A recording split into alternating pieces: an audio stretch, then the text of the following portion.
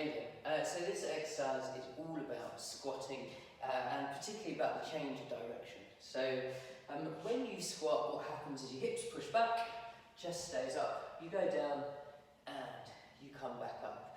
Probably the most important thing here is all about the spinal shape. Spinal shape is dictated really by being able to lift that pelvis so that you maintain that neutral shape.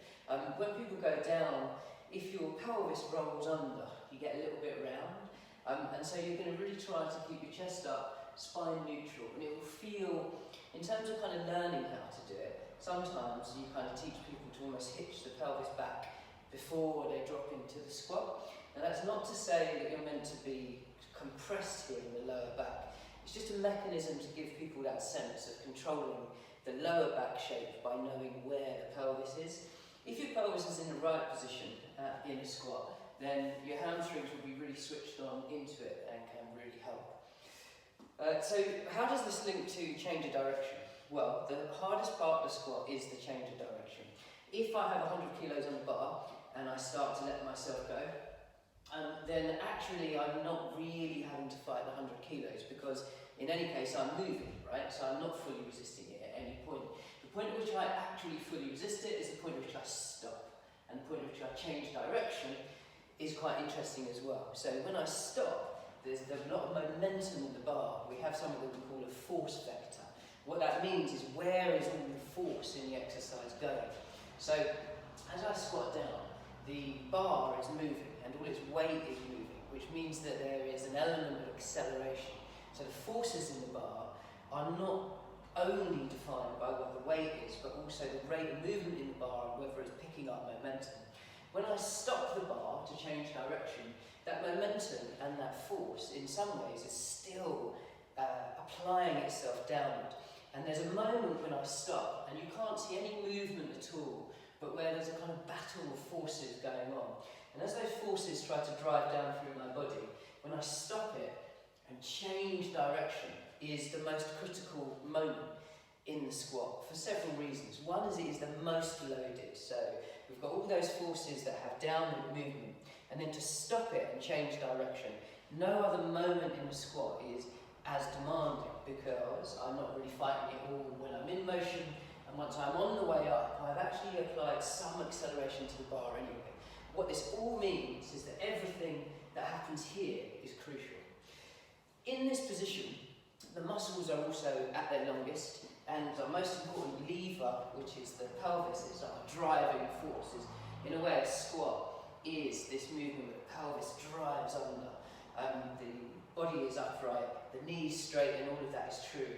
But a good squat should be felt here, and the mechanism is here. Now, back here, our pelvis is furthest from the line of the bar. So the closer the pelvis gets in as you go, the better the leverage, right? The better the kind of moment arm of this exercise functions. So we've got the muscles in their longest position, the joints in some way are in their kind of least optimum position, and the force in the exercise is at its most. So we've got the most force, longest muscle position, and least efficient joint position. So that's why it's so tough. Now, when the hamstrings are down here and they are at their longest position, going back to this idea about how to set the pelvis, that's when we're likely to tuck under. And that is when we mustn't tuck under.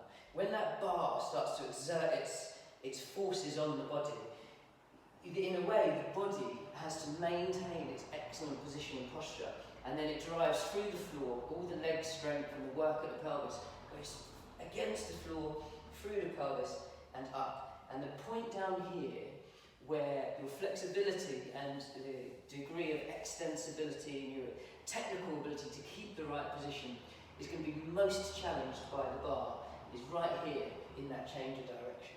And so it must be managed really well. So it's a gentle deceleration, and in a way, just before you go back up, there's a huge interaction where you technically want to know what you're loading, that you're loading and driving from the right place, and that you're not going to drop your pelvis under and get around lower back, or squirm, or twist. Down here, at that moment of change, that is a crucial and most important part of the squat. Let's have a look at it with the bar. I'll do it without weights, because it makes it the clearest. So here's the bar. If you look at the bar will more or less travel vertically. My pelvis travels out behind, then when my leg strength exerts itself, since the floor is going to go nowhere, the power in my muscles contracts, pelvis drives in under, the skeleton changes shape, the floor goes nowhere. Right, down we go, that's it, muscles lengthen, and then here, we're in the base of the squat, we want good pelvis position, good lower back, and if this was heavy and you were in the middle of the squat, it will be then exerting itself against you, and then you have to assert the correct positions and get the weight distribution and the work in the right places. Through the floor, leg muscles, glutes against the pelvis, drive in and under.